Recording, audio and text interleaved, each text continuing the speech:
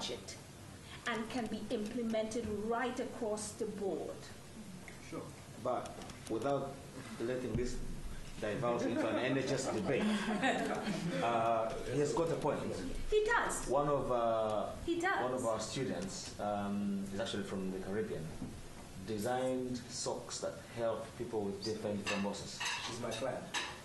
Yes. There we are. And I remember Naomi Bennett. Yes. She was having trouble getting into the NHS to sell her. I think she's finally now on the prescription. Yeah. She's on a prescription. I know who she is, and I know the prescription. And first to begin, and I know that very well because I'm the person who signed it off. Very small. I'm the person, so you can look me up and you can ask her to look. Yeah. One of the things is that deep vein thrombosis kills in a second. Indeed. Yeah. And I'm not going to go into her case here. However, as I said about things being clinically safe, proven technologies. With healthcare, it's not like any other. It's not like other mobile environments. It has to be clinically safe. We use certain words: time, clinically safe, yeah, and that it could be used right across the board. Because you see, the NHS is one hospital here, but we want that innovation to become a learning environment for all. But who funds that process? That's the point. Who funds what Who process? funds the initial prototyping as well as the initial? Kingston University in our case. I know. Yeah, Kingston University But did how that. much do they give though? So what I'm saying is there's still a gap in terms of innovative solutions that are out there, and also the funding required to actually get them to proof of The concept. NHS is a market. We would not fund you. I'm sorry, I'm not going to sign anything to fund you to do that. Absolutely, yeah. What I'm saying to you, I'm giving you where the gaps are. Yeah. Yeah? We're not going to fund you for your innovative idea. Then you become a billionaire. The NHS is a public sector. I'm sorry. So we're not going to do that. Yeah. However, I'm saying to you, if you have, I want to create in you listen, you know something? I was 14 years old, yeah? And I could not see. I didn't know I could not see with my glasses. Yeah? And I have done it. And you know how? No is not no. Always remember, no means I need to go back and change it. And there's Gandhi and all these great guys will tell you, no is an empowerment, it's fuel. Absolutely. It is not the end. No means, what does no means? N and O, what does that mean? It's not over. That's what it means. It's not over. It means that when you brought that product, it wasn't polished enough for me. You need to go back, and I am not the decider of that. There are many people who will actually see your product, but you have to believe in it. And NO is not a good word. NO should make you want to do more and more and more and more. It's when you start believing in the no and accepting the no. It means to say that you have already positioned yourself at exactly where you are going to stop. Yes. No, we're entrepreneurs, so we found another way. So we basically... I'm an entrepreneur as well. I'm an entrepreneur. And I've gone to Selfridges for my healthcare products. Yeah. Not interested. Yeah. I went, John Lewis, oh, it looks like everything I have. I went to Macy's. Macy's love it. John Lewis, oh, I love it now. Yeah. Exactly. Yeah. So what I'm saying is that I'm not here for that. What I'm just saying as a healthcare executive, you've got Uganda is doing great. I was speaking to this gentleman. They're doing wonderful stuff. You're doing great stuff. There is no benefit to me personally. But I'm saying is that I love what you're doing, because that sort of thing, if you write a report and say, our 5 university students with their masters or whatever they have came up with a product for prostate cancer to address the ethnic minority men who don't go for screening, can we pilot that in your trust? You see the difference? That can be arranged. You understand? Pilot. Yeah. I never said we would buy your product, but by piloting it, what happens, you will have clinicians Clinicians are the power of the NHS. So clinicians will go, oh, I know lots of medical directors. They'll go, wow, that saves me time, money, and effort. Yeah, you and just that is solved what one of my problems. So we'll speak in September. I'm done.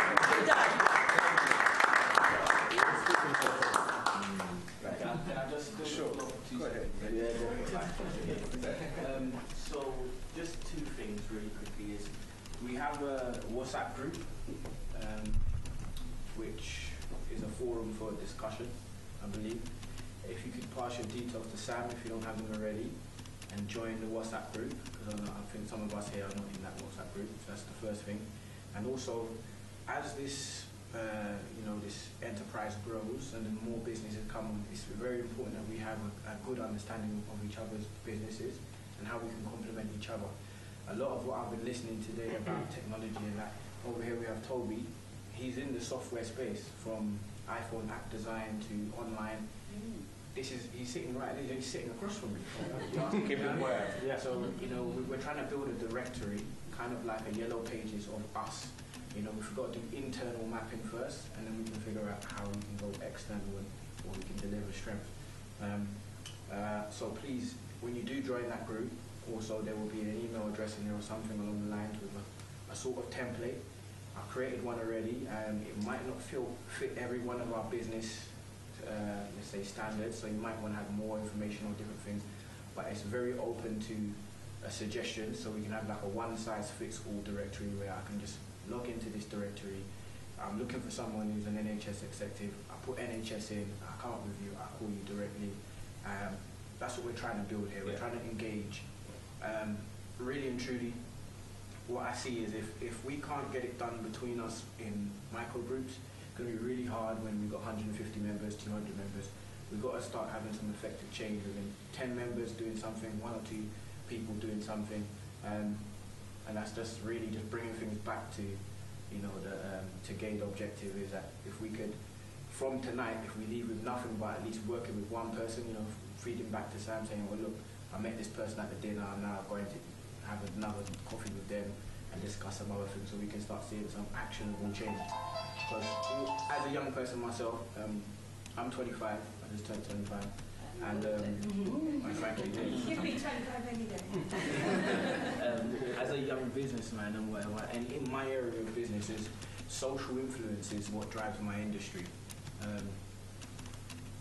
No matter what we discuss here, if we can't communicate it to a group of people, whether they be young or old, no matter how old, it's never going to catch on. And a lot of the ideas that we come up with here, as innovative, as disruptive as they can be, if you can't convince the young people, it's not going to catch on around them. You're not going to see them show up. So, I work in the music business. It's kind of funny because people forget how significant it is on a day-to-day basis. We recently ran a campaign with UK Music for Sadiq Khan mayor election. He needed that young youth vote. He said, how do I get it? So we started placing him on popular publications. Your magazine should have been on there. I haven't been aware, do you know what I mean? But it's like placing his information in those forums, London 360, Grime Daily, even Worldstar Hip Hop. We started putting him around in different places just so that to gauge that awareness. I wouldn't necessarily go for a prostate screening.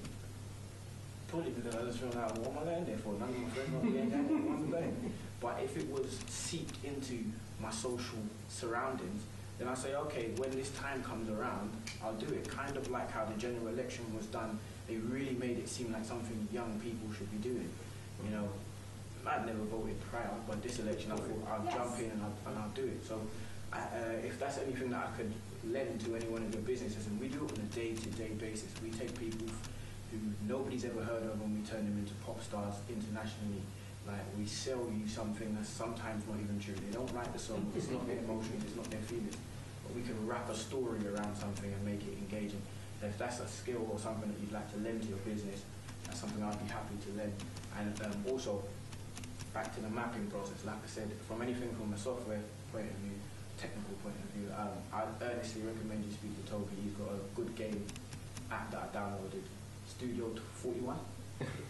14, Studio 14 is the name of his business. And I would have got that right if we had this directory. So yeah, let's join this directory and engage it. So that's it. Well done.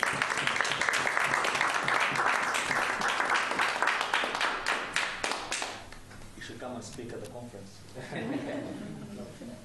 Can I speak? Yes, sure. What's the, now that it's, raised on the media and all that, so, one of the things, one of the weapons that the rest of the world have used against Africa in general has been media.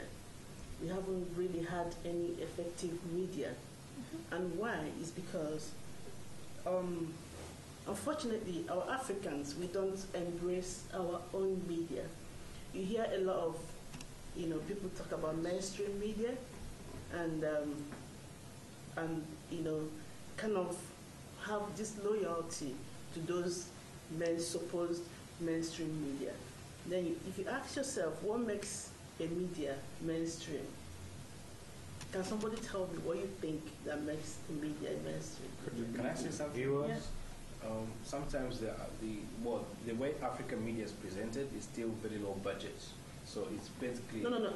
My question how is, what do you think makes a media mainstream? that's what I'm trying to break down. So Okay. basically, the way the presentation makes a big difference, right? And that comes down to the budget you put in, and that means sometimes mostly African focused media is low budget because most of it is not well funded. So what we need to do in order to us to tell the stories, things need to be well structured. The same story could be on CNN, and it could be in your magazine, and people would just go to CNN instead of your magazine. Now, let me ask you another question. Who funds the media? Advertising. Robert Mother. Good. Now, why I ask that question is this. When you go to CNN or Sky News or any of the so-called mainstream, you find big African businesses spending millions on those platforms. Yes. If you have that funding, you can compete with anybody. Do you understand? Now, and if you, who are the owners or who this media is projecting, you don't have loyalty for your own, how would they get the funding to grow, to be able to compete? I was going to answer your question, Jim, of what do you define as mainstream media? Because I think it's defined, in my opinion at least, as the number of people, how many people are watching your channel. Exactly. It's the reach. And also, if I was to advertise, if I was to spend £10,000 advertising, where do I want to put that money? Do I want to put it on CNN where 1 million people are watching? Or do I want to put it on Greenwichtv, which you've never heard of? Now, let me answer you that question. There's something called constructive growth or structural growth. Now, when you look at the map, my friend here, when you can remember when she started talking, she said she wants to go to South Africa, but she came here to actually know if it's safe. Yes. Yeah. I'm sorry, I didn't want to offend No. It's very important that I pick on that. Because why? She's just giving an example. It's very important for me to pick on that because she said that because that is what the media has fed her with. Yes. If our own people were investing in our own media, then we'll be able to tell the real story without exaggerating what is not there. Why would somebody feel unsafe going to Africa, any part of Africa? Do you understand me? Because that's the reputation that they hear in the media. That is why it's very, very important. As much as you want to see now, Nigeria is more than 170 million people. If you can capture Nigerian markets, do you understand? For example, if you if you want to advertise on a TV and you're advertising on Ben Television, that's not my corporation, but now I'm talking about it. Now, if you advertise on Ben Television, you are directly talking to 170 million people. If you can get even 10% of that population, you are mad. So it's just a mindset. And within a year, Ben TV will be competing with CNN. So it's a mindset until we start investing in our own. In fact, most of the times when I speak to our African people, they believe that government should be funding media. Government cannot fund every media. Like here they have BBC, that's what they fund, and we all pay for it. Yeah. Do you understand? Now, there is this the Brexit going on, and black people, African people are not involved. I have heard about it. They are not involved. We are not involved because, and why? Because we're not involved. The media, the politicians, they don't care about us, and this is why we have been trying to campaign. For you. Yes, C-Hub have been campaigning for it, and there's just one person, one black person, who is actually in the forefront campaigning on this. So when we interviewed her. When we interviewed her, the what's it called, Channel 5, they read the interview and now called her. They said to her, we read your interview and you are the only black person who've that said something tangible towards this Brexit. Do you understand? So now if black people are not using, Africans, we here in the diaspora, we're not using our power in the terms of media, telling our stories and supporting. Let me use that word. I don't like using that word in business. Supporting. You buy services, you don't support. If the services. Absolutely. Yeah, because that's one of the words that are killing our businesses. You see somebody wants to come to an event that you're doing in Hilton Hotel, where you are paying more than £50 for meal. The person is telling you they want to come and support you, and they are not buying tickets. That is not a support. So we really need to remove that from business. But let me use it for now. So until we start embracing, let me use that's the right word, embracing our own media and see the long-term benefit of investing in our own media, then we have a big problem. And that's one of the reasons why we started C-Hub magazine. Now, this is our 4th year. August will be 4 years of C-Hub magazine. And we are growing. Keep it for 4 years. We are really growing. We have 5,000 subscribers, and it's a subscription only. We're trying to aim at. It's not a news media. It's a magazine. You should know the difference. So we have and it's a high quality content. We don't do gossip. We don't at all. We don't do gossip. We don't do any frenzy. What's her name? All those celebrity stuff. We do talent. Kardashians. No, you won't find Kardashian on our timeline. So that is the point. We try to find Africans. We try to find the talent. We want to find the people who are moving things in Africa. Like Forbes Africa.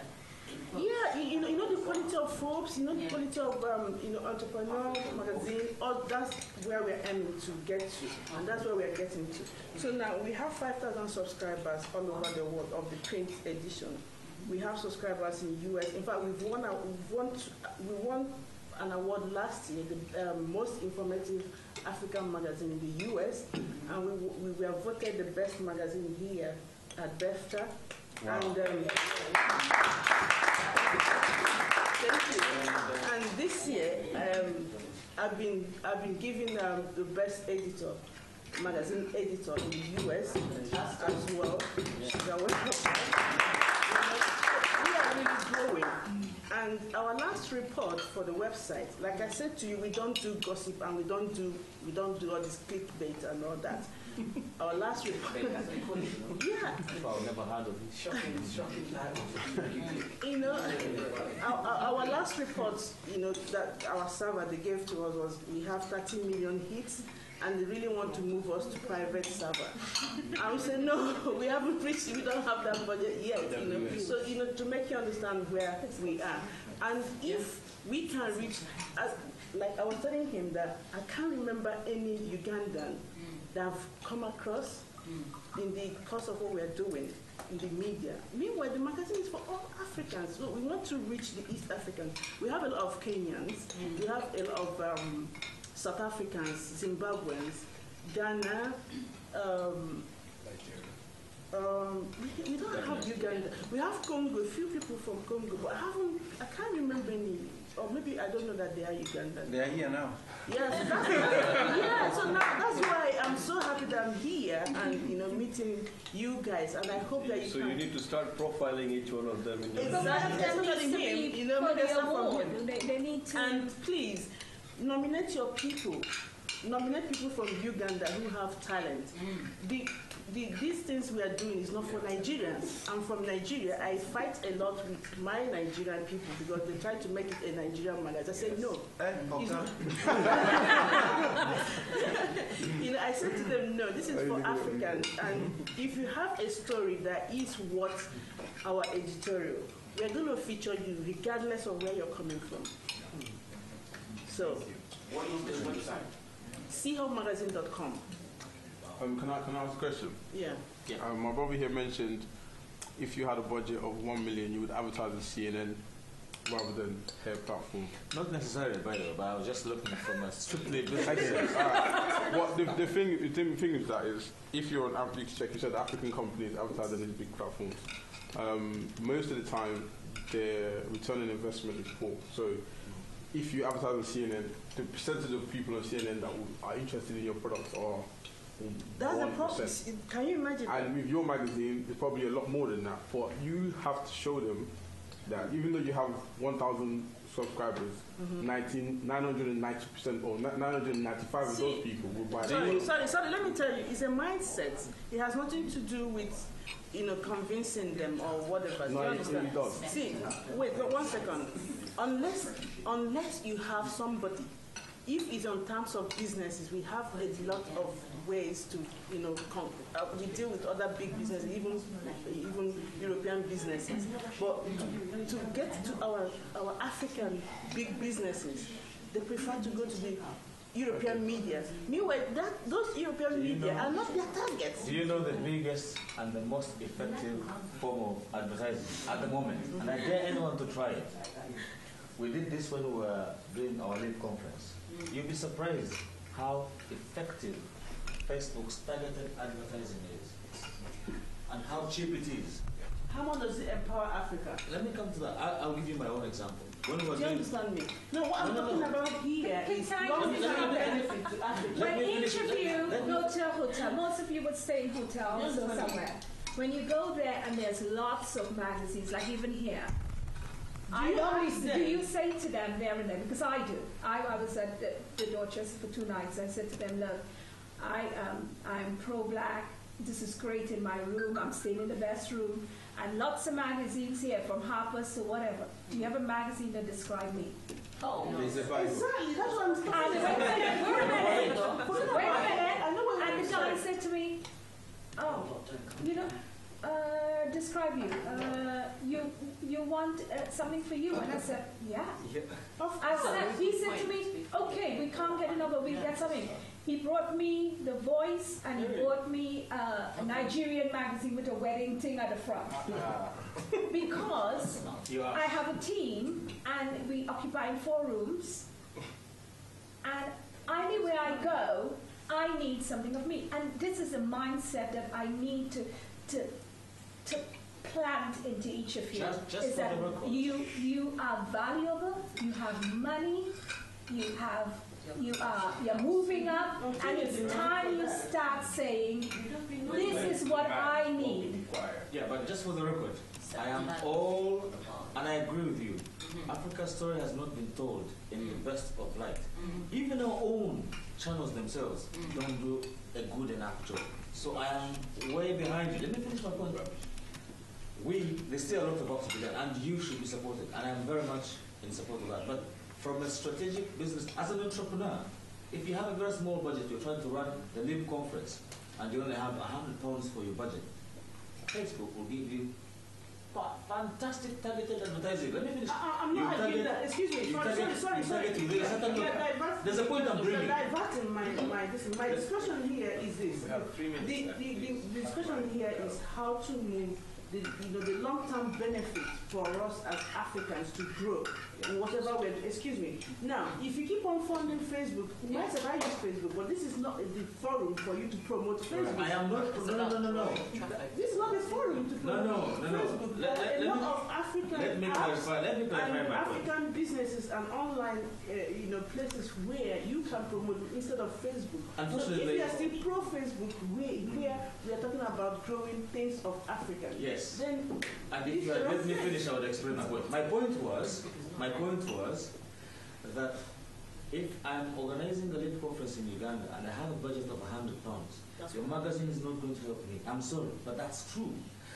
However, what your business might be able to do is avail such opportunities, avail such products, tailor your business to cater for people like myself, for instance, in that situation. Now let me ask. Let me ask. But your circumstance is changing from today. Yes. Because you're not going to be just you arranging LEAP.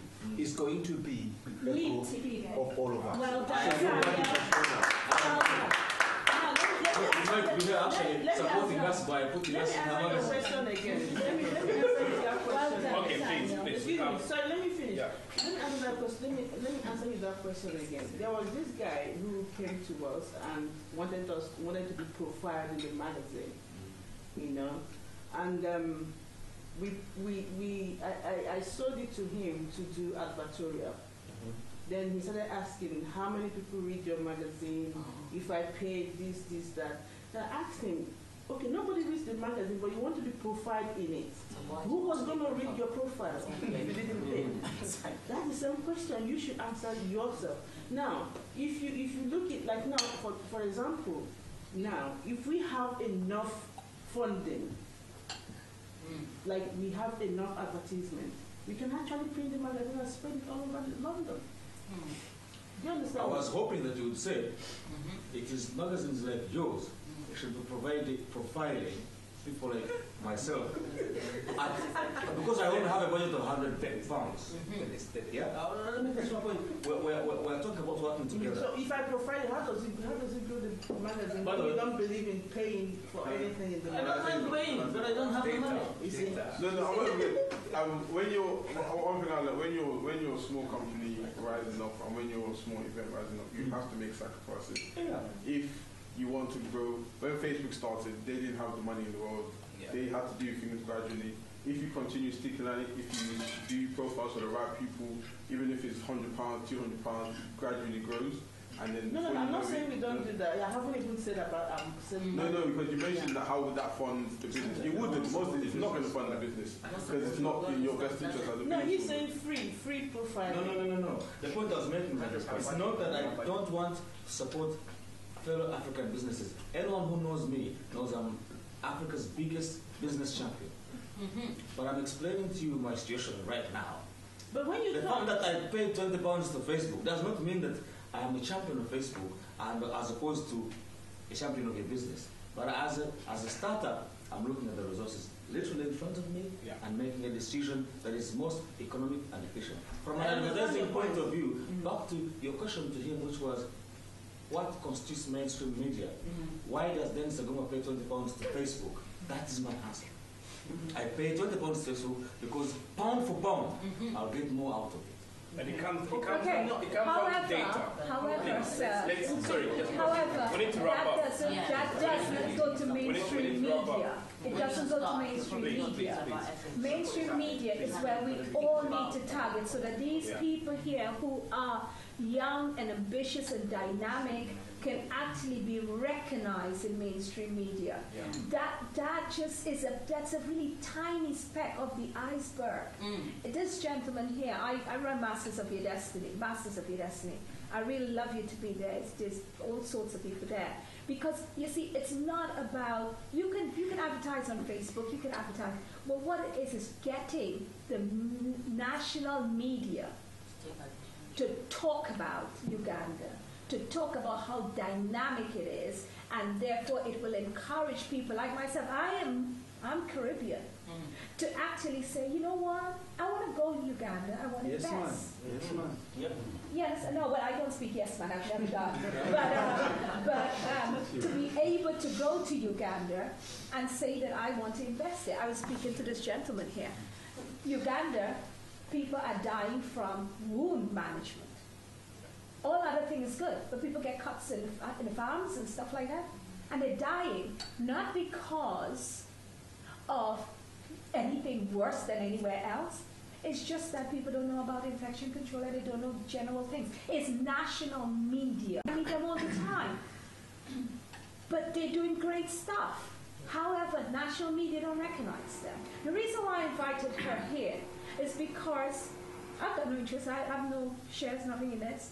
But I wanted her to actually, when she puts people 100 most influential creative, and she hasn't told you, what's that actor, great actor you have? Yeah, Idris Abba, Lavan Rooms, all of them. Top people, Winston, whatever, they all come to the award ceremony. And one of the reasons I wanted Sam, when I said to you, I said, don't disappoint me, is because I wanted her to come and meet you who are doing great stuff. I know one Ugandan, Julius Katabasi, and he's doing great. I know another doctor who's doing fantastic. Yeah? And so therefore that's to me to actually reach to this community in order to see that they be highlighted. Ghanaians, Zimbabwe, Sierra Leoneans, Ugandan. So that's why I brought her here for that. But Facebook, Twitter, it just cuts a little bit tiny shelf off that iceberg. The sky can tell you. It needs to get better than that. And the only how it's going to get better than that, you have to work together and you have to start questioning what is you believe is normal. I finished talk. Please, thank you. I think we can go on and on and on, but we have one more spotlight just for you before our guest speaker has our privilege to. Thank you so much. Shall I stand up? Can you see where you are? Go ahead. A bit full, my belly's going to be like. Okay, so hi everybody. I just wanted to. I've been hearing what everybody's also been saying, and I'm trying to see how I can reflect on it. And as much as I respect it, I may go completely off. So my vision, me and myself and my business partner, she's not been able to make it today, is that yes, it's predominantly Uganda focused. Why? Because it's always good to take things back home when we're all out here in the diaspora. But when people ask you where are you from, you're not going to say South London. Yes, you can say South, but they'll say, where are you from? It's, I am Ugandan. And I want to be that person that when I talk about where I come from, I talk about it with pride. I talk about it as a country that's moving forward, a country that's developing, and as an individual that's contributing to making a difference in my country. And what we do, so we work on 3 different projects at the moment. And one of the projects is centered around young girls. And as you know, back home, financially, not everybody always makes it to school. And my friend, bless her, she does a lot of like beauty and things like that. So we worked together and we said, okay, how can we use that to benefit our people? And we said, fine, we'll set up like an academy, a small academy for young girls whereby they get scholarships to come, study part-time and work on the job basically. In that, work on the job, work with clients, be shown how to do, whether it's hairdressing or beautician stuff, but go to college or go to university, and we help fund that. But on the other hand, they're also working, so that they're gaining a little bit of both, which is beneficial. And the other part, which I'd spoken about earlier, was that so I buy and sell land slowly. I'm not anything big, just slowly. And in Uganda? In Uganda, yeah. So what my vision basically is to, in Uganda we have, you're either rich or you're poor. And we do have a middle class, but unfortunately they are squeezed amongst the poor in that they occupy what should be the poor people's living space, if that makes sense. So what I'm trying to do is, in buying and selling all this land, eventually I want to build like just small little complexes, slowly, and maybe other people might pick up the momentum as well, and make them affordable in that people that would be occupying the poorer people's space can take, and therefore the poorer people can. Do you get what it'll be like a, yeah, it's just, but eventually in that, I always think if you start something off somebody else will have a bigger idea, and that's good as long as it's moving our people forward, really, and that's the vision. And the third thing, I'm trying to like really speak this up. The third thing is, I've spoken to you about it before, is so you know there's a company called like Jumo? Yeah. So we're trying to do like a mini Argos over there. So as you know, recently Google have gone and put the wire thing so that people can get wireless access, internet access and things like that. We're just trying to set up a system whereby like it's logistics and chain management, you know, where we have agricultural, you know, our industry is predominantly agriculture, but our young people are moving towards laptops and trying to get into the whole technology thing. So we're trying to get Amazon onto it and a few other companies that would be willing to distribute through us, and it's encouraging people to also move with the technology as well. Just because we're in Uganda doesn't mean that we're not going to move with the times. Does that make sense? It's encouraging our young people, encouraging our older people to be shown how these things are done and how things can be made easier for them. So, for example, you want to buy something and you can see it on your phone that, okay, it's this much. You, depending on the demand of it, you order it, and we can say, fine, you have to get it within 7 days because it's in demand, or if it's not something that's in demand, you've got 14 days to pick it up, that kind of thing. And you can either pay at the store, because not everybody has a card, or you can pay by card. You've got that flexibility. But that's what we do, and we just obviously encourage everybody. And like the lady was saying about the hub, I can understand why you're saying Facebook is an easier way to get your comeback, but if we want to help Africa, we want to help our people, we have to look at the greater vision and invest in that too. Because yes, for that exposure, you may not think that you're going to have a big catchment, but you're also, it's more than just exposure for you, it's exposure for that person, and it's just helping them build their ladder. So I just think everybody's looking after their own, but if you spread it, the pie is bigger. Exactly. Absolutely. Yeah, Thanks very much.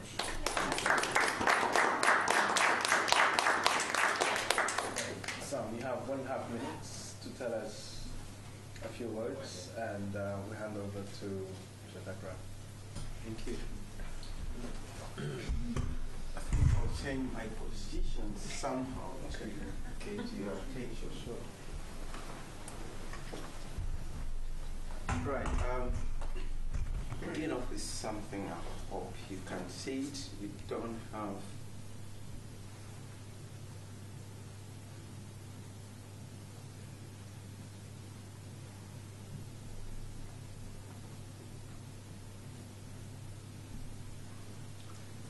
if we're going to. Can anyone see that? Mm-hmm. Yeah. Yes? Yeah. Yes. It's like in the barracks somewhere in Uganda. Yeah? Anyone else? Any guess? Single-story dwelling. Someone's house. It is, right? Someone's house? Okay, great. Right. The picture, you can take it on. The picture I've just showed you there, it's in the barracks, in Intinda barracks. Anyone knows Intinda? Yeah. Yeah? Right. I grew up in Mubende, but that was about 1986, about 30 years ago. It has never, at that point, ever crossed my mind that I would be in a place like this, connected to people like yourselves, mentors like Mr. Shabastaka, for past president of London Chamber of Commerce. Last weekend, I was at Cambridge University. I was having intellectual conversation with professors. It had never ever crossed my mind. I sat in a place, a few two people here were there, and we sat in Queen's College Queen's College, there is about 35 colleges, and I happened to sit in one of them on Saturday, and this particular one is the first African to attend that college.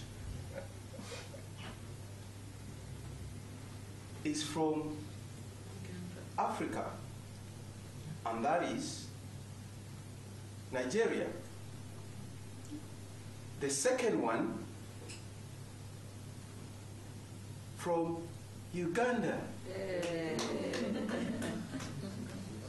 I was there, and it doesn't stop there. It doesn't stop there. My sister attended Cambridge University, and she was in that same college. So I'm telling you these stories just to show all these happened. I knew all these on Saturday. So what I'm trying to put across here is that whatever you're doing, don't stop. And when you've got people around you, these people, once you're doing what you believe in and you've got the passion, people are there. All of you here, I've met you, some of you I spoke to you, but you're all, you're above here. But I'm here, we're seated here having a conversation. I told a professor, the professor who introduced that the Kabaka was the second African to attend that university. I told him, I don't know how I can say that Uganda wasn't a colony. Uganda was a protectorate. The Kabaka wrote to the Queen requesting her to send a group of people to help him govern and put systems, strategic systems to run the country, to avoid Uganda from being a colonist. The professor all along in our teaching knew that Uganda was a colony of Great Britain. You taught him something. I didn't know that either. I had a conversation with Mr. Osoke and Immaculate and a few other people from the church, and I told them by the time I came out of Cambridge on Saturday, I felt as if I had a PhD.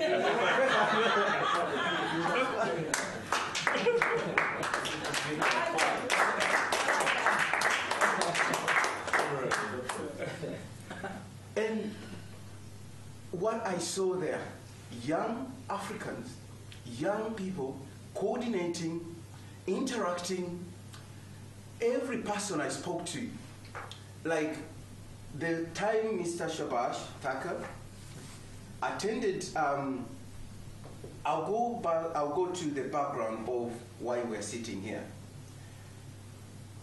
I was approached by the Ugandan High Commission to help them organize the Ugandan Independence 2014.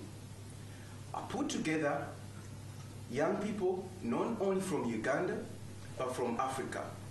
Much as we are seated here today, focusing on Uganda, the picture is big. It's the entire Africa. This young group of about 12, some of them are seated here. We've got 1, 2, Joy. So we sat together and we arranged the Ugandan independence. I took it on myself. My company, I run a company called 24/7 Security. That's the one that pays my bill. And that's the one that has helped us to be able to sit here. Because you were requested to contribute towards the meal. And I believe whatever you're doing, you have to invest in. You have to show people that you can do it, and then people will support you. You had an interesting conversation there because we have a WhatsApp group, and I had a hard battle last night with a few individuals asking me, why should I pay £95? Yeah. But again, They will not stop us from where we are going. We've got some work to do. That was 2014. We arranged Ugandan independence. I sponsored the event. I paid everything with the support of the young people. Mr. Osoke is part of the team as well. That when it was successful, we had about 500, 600 people on the first event. Our patron, which is the Ugandan High Commission, she was very happy. She saw the results were good. And again, she gave us another opportunity to arrange the following independence. That was 2015. During that period of time, the High Commission saw that we were motivated, we were doing things. She started inviting me on different events, promoting the Ugandan independence. That event, one event was the first one was the Asians who left Uganda in the early 70s, and it was at the Ugandan High Commission. That's when I first came across Mr. Shabash Taka. I spoke to him, and as I'm telling you, if you've got a business, an idea, don't keep it. Discuss it with like-minded people. You need to be out there. When they call you, there's a lot of people that are known here. Some of you, you've met, some people said, oh, I'm here, I'm going to be someone from the High Commission. Yes, we have to be in certain places at the right time. 2005, we requested ourselves, what are we going to do? Whatever we are doing is surrounded about promoting Uganda, business, and mainly young people. We created a youth hub. A youth hub is got two types of young people. We have the senior and the junior. Some of the senior are seated here. The junior ones are those ones in university, like Daniel, and Daniel is representing the junior one. So we want, as we go along, these young people born in the UK, some of them they are studying from Uganda, to be ambassadors when they finish their studies back home, but when they've connected with us, who have established businesses and who can help them grow further. So we created that. Now, 2015, after Mr. Shabastaka saw what the young people had organized, called me in his office. He recommended what we're doing. He was happy with what we're doing. And the next step was, what are we going to do? Because within our team, we want whatever we do, there has to be results. Results don't lie. We said we're going to come up with his guidance and advice, coming up with what we are seated here. We've had 2 meetings. This is the second meeting. To create a group of diaspora enterprises who have got businesses, who have got ideas, sit together, create a platform. That platform, it will be a London Chamber of Commerce. Once we have that, we are organized. We can do each and all of us in our front room, briefcase. Mr. Shabastaka asked me to come up with 30 Uganda business owners. I told him, I don't know them. I don't know them. They are all over there saying they're doing businesses, but I don't know what type of businesses they are doing. Yeah. They are doing their businesses in briefcase. That's not business. Right. I told him I'm going to try and put together Diaspora. Nigeria. Anyone from Nigeria? Ghana, Rwanda, so that's what we're trying to do here, to create a hub, to create a platform, and that's what came out of the Ugandan independence 2015. 2016 was going to come out. We are seated here. We have to determine what's going to come out of Ugandan independence 2016. And this is what's going to come out. This is my vision. I'm only a vision bearer. I don't own this. Whatever I facilitate out of passion and out of belief and out of charity begins home. Like what everyone said, we begin in Uganda. Yeah. Right. What I would try going a bit ahead. Why are we creating this organization? It's create an affiliation with the London Chamber of Commerce, period. And all of you, whatever you're doing, if it is the Ugandan High Commission, their interests will be represented here. They are looking who can do business, who can help us promote development in Africa. We've got the magazine there. We've got the media. We've got real estate. We've got education. And I'm glad that today we have the public accountant who is in charge of education here. So we are here. We don't want them to take on other companies we don't know from nowhere. What we want us to go, we know what's required in Uganda. We come from there. We've gone through it. Right. So why are we creating this? I'll raise a question here. Do students learn from a teacher they don't like?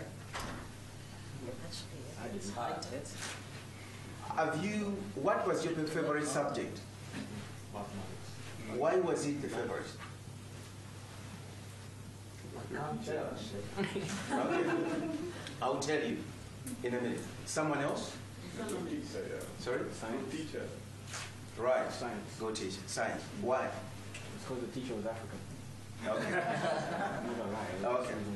Right. It gets connected. Now, our organization, the reason why you're good in mathematics, you had a relationship with that teacher. If we work on relationship with each other, someone said at one point, people don't buy from companies, they buy from individuals. Why? Because they've got a relationship.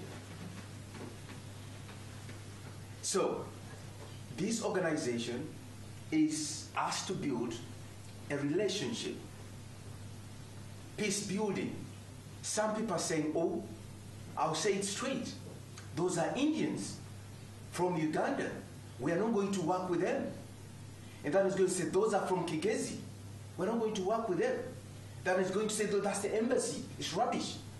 We don't work with them. I'll tell you straight. That is going to say, those are Banyankole from Museveni. We are not working with them. We need to have a relationship. Peace building and reconciliation. What are we doing here? Developing the country. Someone told me, I thought this is political because the embassy is attached on it. It's not. That's what I'm talking about. Relationship. If we build a good relationship with the London Chamber of Commerce, with the magazine, with angel investors, with Kingston University, once we build a relationship, we are going to do everything. Even NHS, we need to build a relationship. Not working on, oh, this is my product, you need to fund it. Let's build a relationship. So the next one, accountability. Why are we accountability?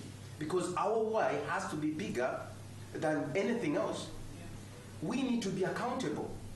All of you here, you've been accountable with what you're doing and you've took time to attend. Accountability. Thinking big.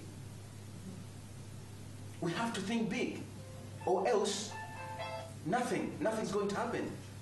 I was at Cambridge and I saw young people thinking big. Guinea, from Guinea. They're telling me they're organizing a conference and next week they're in Kenya. And then the other day they're in Mali. I spoke to the CEO of Standard Chartered Bank. Bola.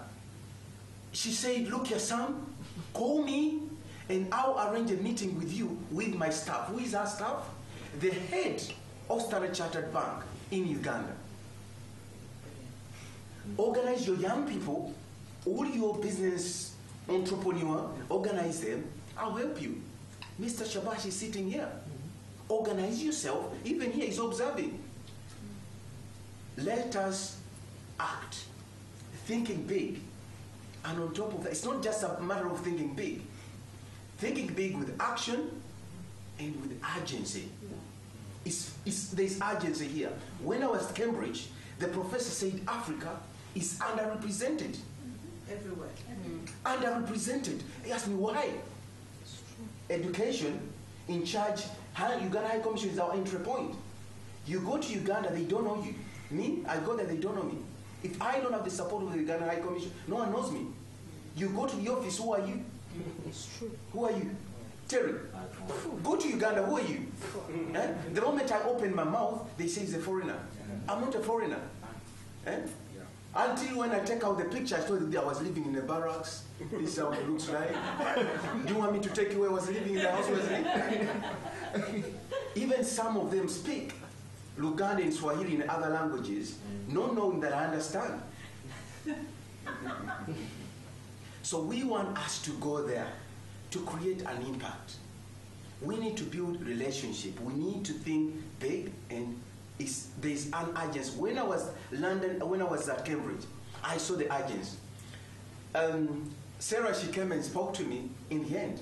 When they said that Kawaka was the second Ugandan African, everyone said there's a madman there. In 1925. 1925. They said there's a madman there.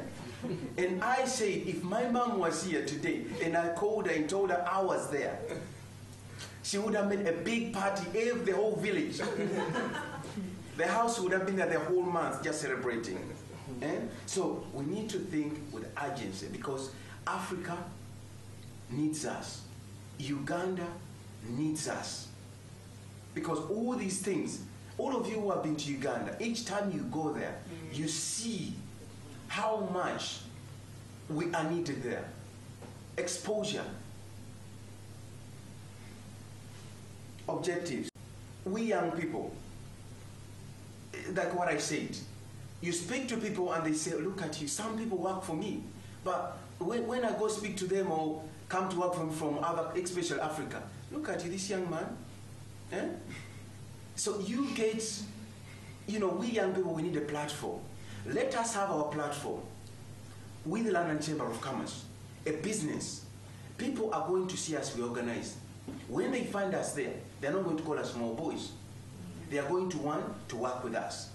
They are going to respect us. Unification. There has to be that unification. We need it. We need it because you alone, doing whatever you're doing, I told it to Mr. Shabash, said, I was used to go looking for business each and every day, knocking on doors, clients, phone calls, cold. I stopped it 3 years ago. Stopped it a long time ago. The amount of business I'm getting now, I cannot even touch it. And I don't do a lot. Speak to people, get mentors. They tell you to do that, go and do it. The results come. You need a product. They just tell you, you get it. So it's all the unification, getting the right support and being in the right place. Information center. Let us create this to be like an information center. NHS wants to do something in Uganda, let them come to us because we're organized and we know how we can implement it. Agriculture. When we go to Kigezi, if I go to Kigezi, they're going to give me problems. I can take it. That's right. So if you lead the project, we work together, we head there, a piece of land. Let us build that estate. Let us build that. Argos. Let the diaspora here. We don't care whether they're from Ghana or Nigeria. Let us build that, the first Argos in Uganda.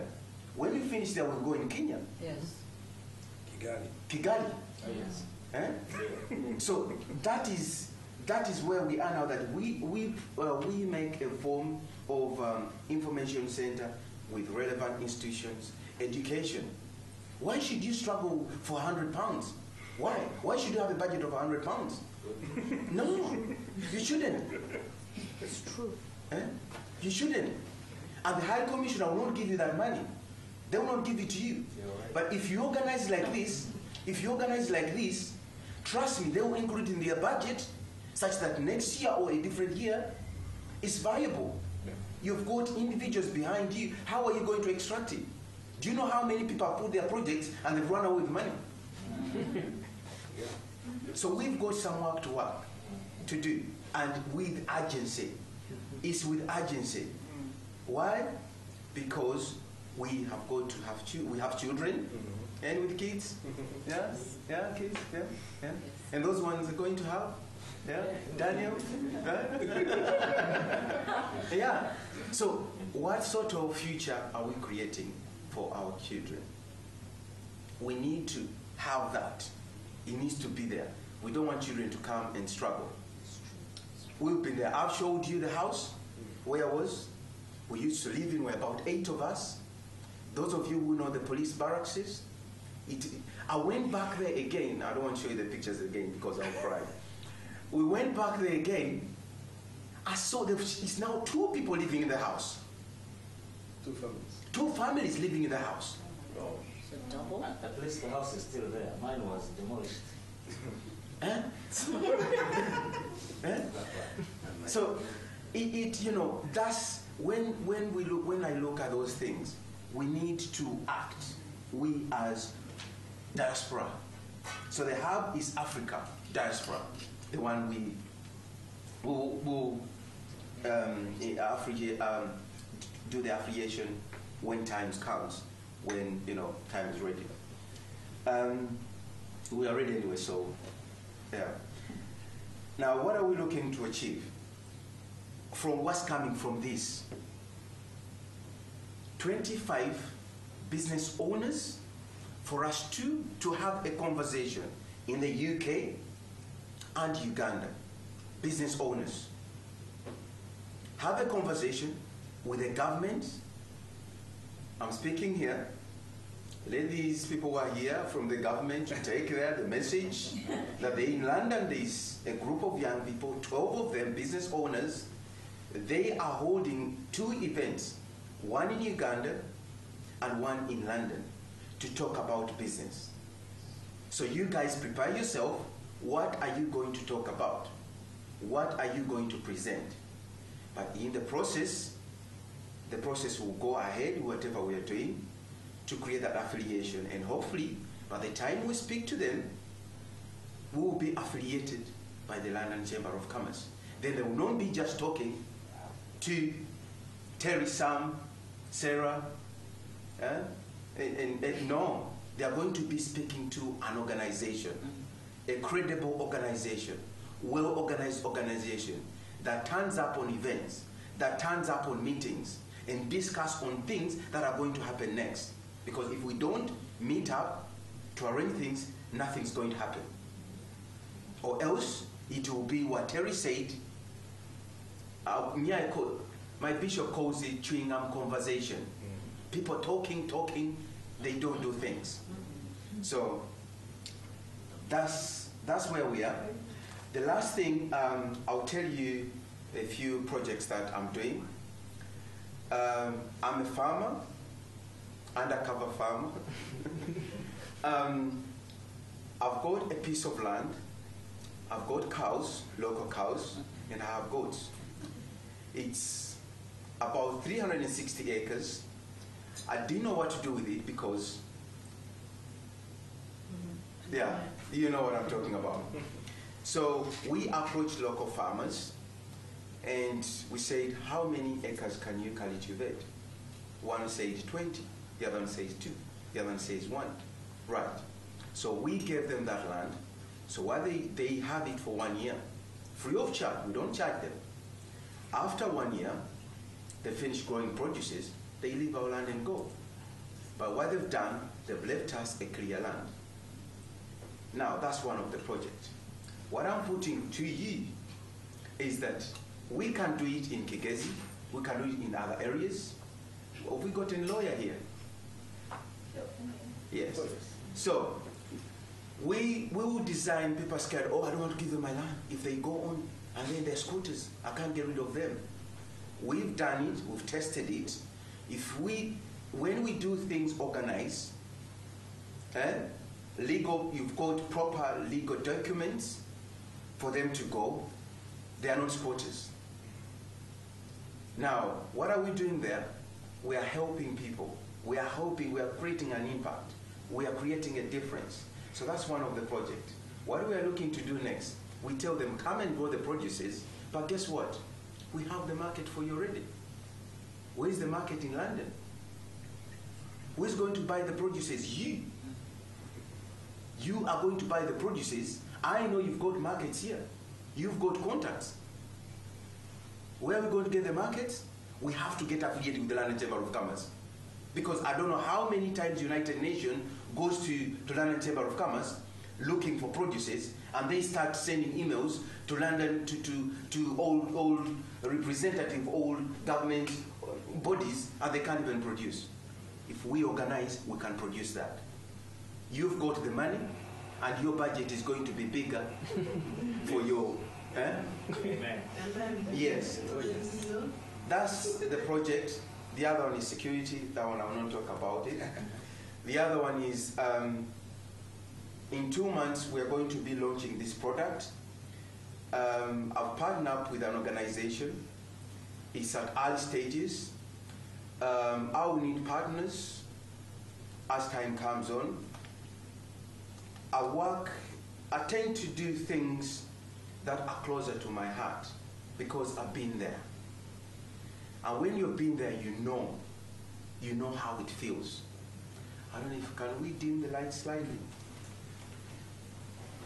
So I'll first show you this product, then later on I'll talk about it briefly. Just give me another 2 seconds. Can you help me show me? Just squeeze it in. Always a salesman, eh?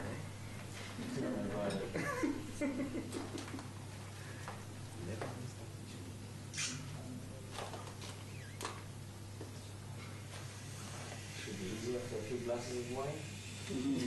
That's right. Actually, you got to put it up.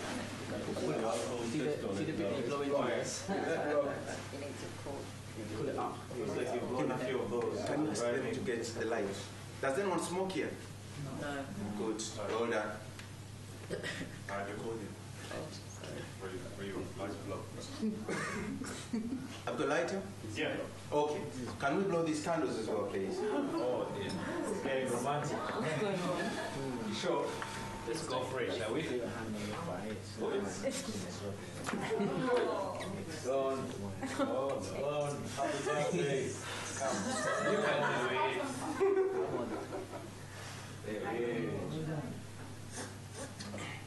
This is a typical example of black at night in The reality. So this is like a light, like an invisible light thing.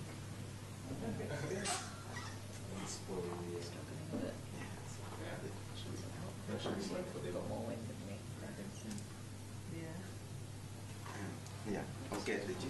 So, Wow. Okay, that's bright. It's very bright, actually. so there's that, And you've got SOS. and there's that. 2 settings, yeah? That's really bright. Yeah? Is that waterproof? Of course. Yes. What's power is It's it? plastic. Solar. Solar power. Is it solar? Yeah. That's very bright. Can we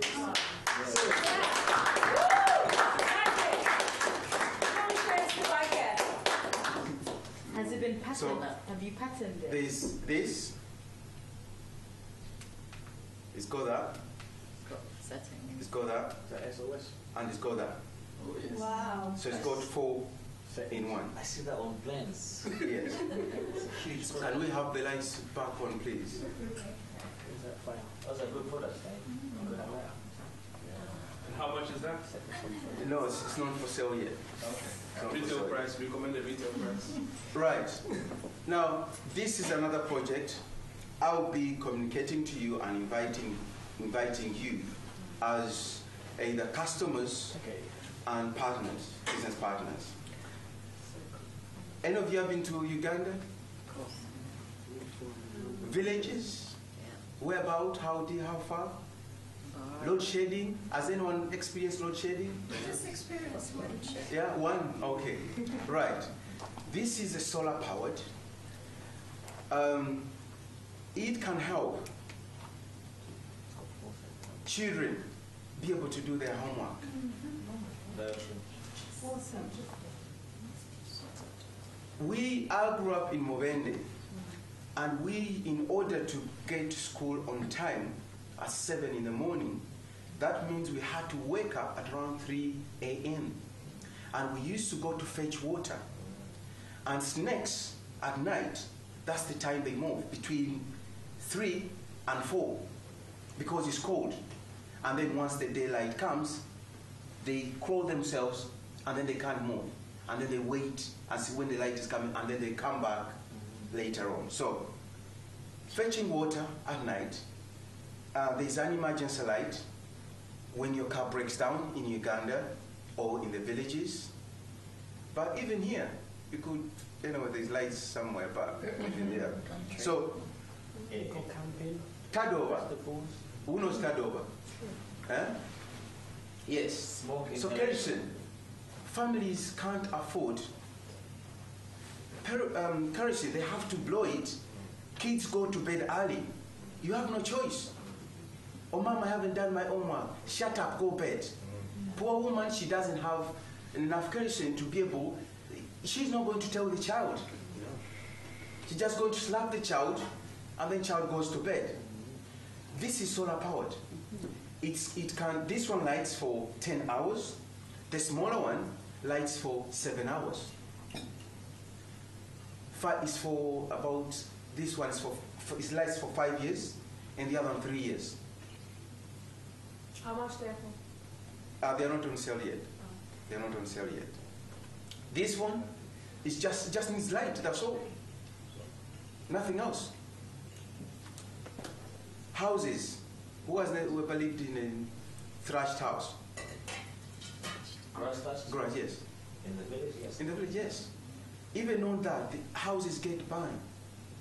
Fall asleep, they're tired, they get burned. The candles. So all these things is to be able to take them back home, a product that creates an impact. And I don't want anyone to take this product down there. I want we to take this product down there to make a difference deep in the village. I want you to buy 10 of these, give them to the village, give them to the schools. And later on we approach the government, we approach NHS, and so all of them. So those are the projects I'm involved in. And the last one is JCI. JCI stands for Junior Chamber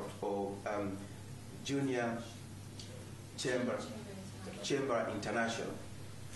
It's for young people, Daniel and the rest, become active citizens within their community.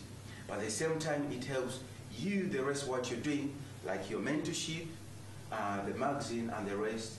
You get a platform in about 125 countries. And each year we get a representative at United Nations to discuss with the United Nations conference at the European Parliament and UN as well, to table issues and to help them resolve them. Because I'll tell you this secret, which you know already, that these policymakers, like we have the SDGs. Anyone heard of SDGs? Yeah. We have those SDGs, but these guys don't know how to solve them. They put them out there. The only person that can help them, there is number 16, I think, is partnership for the goals. And that's where we come in, to partner up to help them achieve the goal. And once they achieve the goal, our communities are transformed. And you as an entrepreneur, you make money, but you're making money in a sense of creating an impact. So that is JCI. We are working closely with JCI Uganda. We launched on Friday. On Friday, we launched JCI Greenwich. It's going to be focusing Southeast London, but not leaving out the Ugandan youth or the diaspora youth. So those are the things I'm involved in. Thank you so much for attending this event. Let us continue the spirit.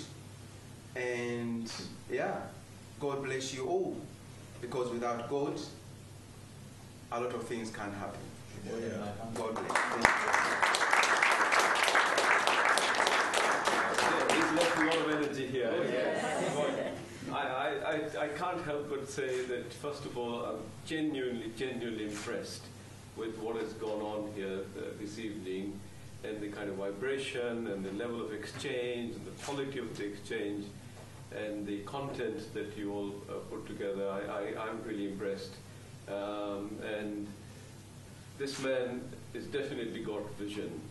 He definitely has got vision. And I urge you all to participate and work with him, because this group and others who will join later, and they are going to regret it because they are number 2 in joining, and you are number 1 as part of this, are going to really achieve something remarkable. I feel it in my guts, I feel it in my heart, and I want to stress that point particularly.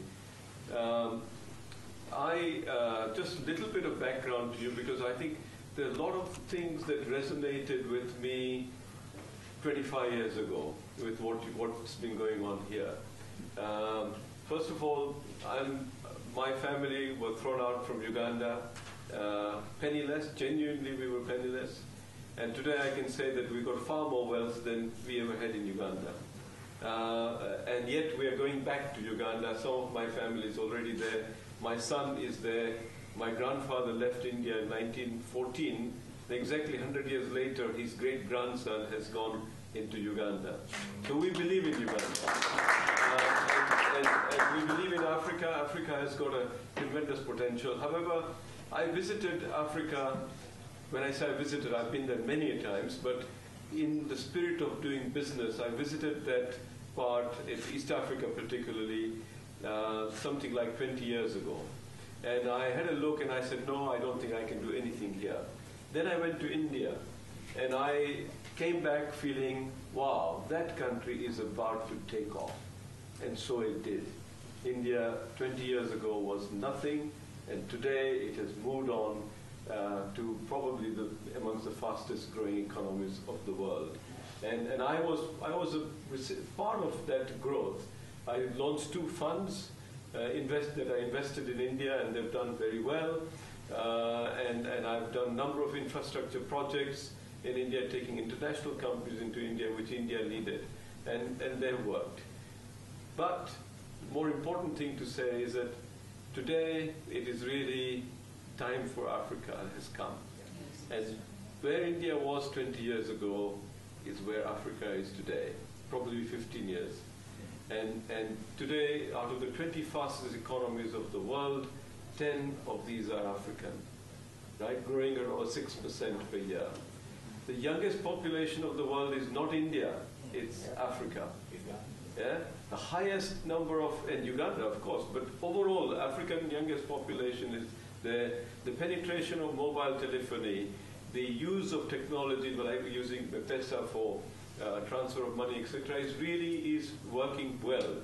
But the potential is even bigger in agriculture, agro-processing, manufacturing. You know, how can you ever believe that products, raw materials are grown in Africa, brought to the West, processed, and then sold again back to Africans? How can you ever have that? Just sheer logic doesn't allow it. But yes, those were the times when African skills and capabilities were limited, but not anymore. I think things are changing. And when I go, I take trade missions to East Africa, West Africa, and I see what's going on. And I can't help but feel that there is tremendous change that's taking place. Countries like Kenya have really motored on. Nigeria, many parts of Nigeria, I'm really impressed with what's going on there. Uganda also has created quite an impression. Very soon I'll be announcing that we've signed up a very major project in Uganda, which is what I'm keen to do. I'm involved in housing in Mozambique. We're building 1,200 houses. So Africa is now beginning to be on the takeoff mode. But coming more down to the ground level, at London Chamber of Commerce, exactly 20 years ago, we started this organization called the Asian Business Association. At that time, there were hardly any members at the Chamber who belonged to the Asian community, and they were not part of the mainstream. So what did we do? We created an ABA. I am the founder of that body, and we have made it a part of the mainstream of the Chamber, and today it's a thriving organization. As many in the Chamber will call it the jewel in the crown. And that is the concept and idea that I've coined with Sam a few times, where I said, look, this is an organization, if you work well together as a club, make it a club, make it an important club that is an important organization to want to be part of. So you don't have to persuade anybody to even support. They want to be waiting out there to want to join. And I will help you with that. I will help you with the speakers. I'll help you with the ideas. I will do whatever you need to get there. Because I think you have a right to succeed, and you will succeed. And so, if you create a momentum of group of people, we will make sure that we create a special interest group with the Chamber for you, so that you become part of the mainstream. Right? And we want you to become part of the mainstream so that you can add value, not nationally, but internationally. As soon as I created the ABA, the first thing I went to see Ken Livingstone, the mayor at that time, and I said, look, do you know what the Asian businesses are contributing to the London's economy? He said, I don't know. So I said, now you better give me some money, because we are going to do a study and we're going to show you what it is. And he gave me £12,000 at that time. This is going back 20 years, right? He gave me £12,000. I appointed a professor from Reading University, and we did a study, and it's remarkable results. 5% of the London's population, working population, were employed by the Asian businesses.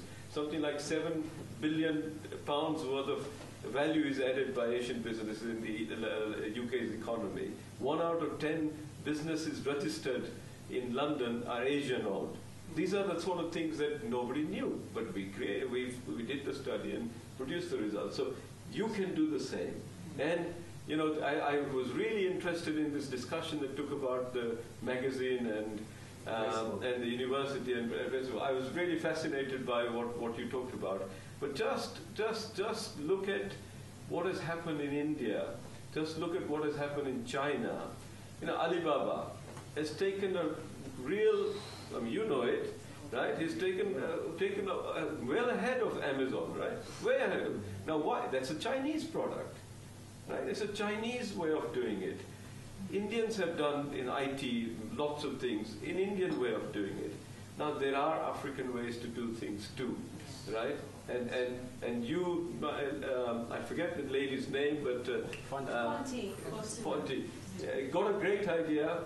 I think if you continue with the momentum that you are there doing and aim at the African, because the African diaspora is so big, that itself should want your product. And because you see, the Indians started selling to Indians, the Chinese started to sell to Chinese first, and then it became so big that the others started saying, hey, we need to be part of this game, right?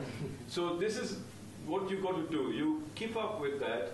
And I'm delighted to introduce you to various people that I know who can support you and help you with the concepts and ideas and so on. But amongst the people you got, young people with brilliant ideas in what can be achieved. And that's all I want to say. I really am there to support you, really am there to help you, and take up the leadership that is there, follow up, be with them, please contribute and bring 5 other people and say, come and observe.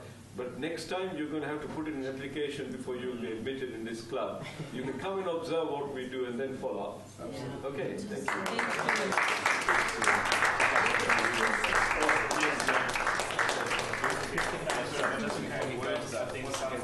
you. great effort, and most of you have given up your time. We only had 2 weeks to put this together. Now imagine if you had 4 weeks or 6 weeks. Now, really go ahead and use your networks, use your connections, use your LinkedIn capabilities, use your technology kind of know-how to really create something special, because I think there's something special going on here. And as we're about to get kicked out, so once again, I think the aim is to have these every 2 or 3 months. We will let you know the next one, but let's just build on the momentum. If we can all co-organize ourselves, meet up again for coffee, whatever needs to be done, one-to-one conversations, let's get that kicked off. If there's any introductions that can be had, let's do that. And most importantly, let's just keep all building each other's businesses. But once again, thanks very much. And yeah, let's keep talking until we get kicked out. I think before I do that, we'll ask 2 minutes. A few people have to leave, so 2 minutes. Yeah. Okay. All right. Mr. Thacker, thank you so much. We've got a big box here for you. Thank you. But you're not allowed to open it here until you get home. So. Thank you so much. Thank you. Thank you so much. Thank you.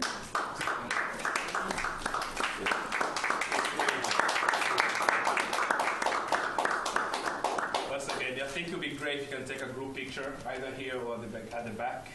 Just as long as the promise to share them. No selfies, please. Well, what's your names and where do you work? My name is Moses Mpungu. I work at Uganda High Commission as the accounting officer and also as the head of the education division. How did you get involved with this event? I met Mr. Sam Kitone at Uganda High Commission. He has been involved in organizing the Uganda independence for the last 2 years. So he's part of the High Commission, and so that's how I got involved into this event. What would you say were the key points that you took away from this meeting? Our forefathers, like Kwame Nkrumah, envisioned a philosophy called African solutions to African problems. So I think Sam and a group of young men and women are providing solutions to some of Africans' pertinent issues through enterprise and business. And I think with this, we are going to solve one of the most important problems, and that is youth unemployment, which I think is the biggest challenge Africa is facing today. If you were to come up with a solution starting from the top, where would you say, what would be at the top and what would be at the bottom 5 solutions that you would come up for Uganda? Solution 1, I think as the government, I think we need to engage the youth more by giving them support.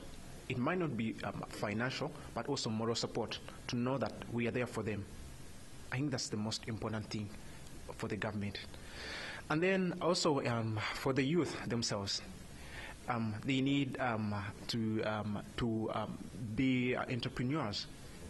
They need to look into new ways to innovate, and that's because that's the only way how the government can support them. Because if they keep in their homes, sleeping, doing other things, I think no one can find them there. So they should come out with new ideas. Thank you very much, sir. And I think that just about covers it. I don't want this to die, and I don't want to cut you off in the middle. No. Is there any other points that you'd like to discuss?